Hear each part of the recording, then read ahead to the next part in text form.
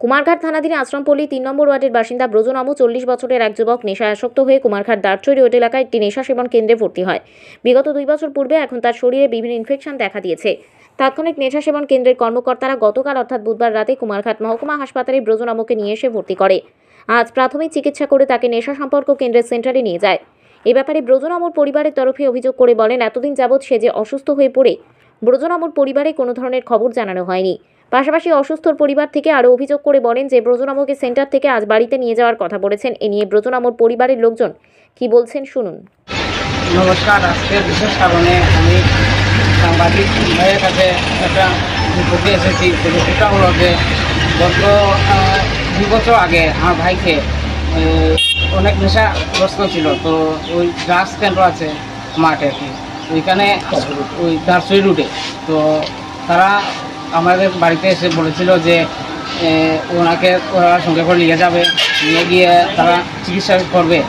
তো তারা আমাদের সাইন আউট করে নিয়ে গেছে ওই তারা কেন্দ্রতে।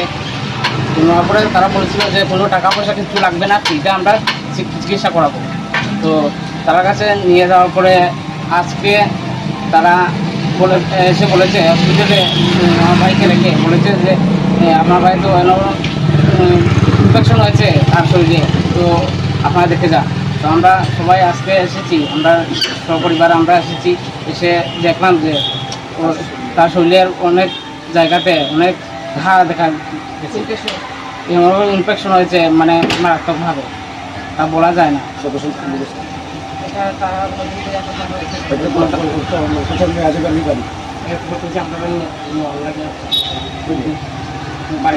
তারা আমাদেরকে এমনভাবে বলেছে যে তারা আমরা কাগজে সই করবো, আমার ভাইকে আমরা সঙ্গে করে নিয়ে যাবো বাড়িতে, তারা কোনো দায়িত্ব রাখবে না তাদের কাছে।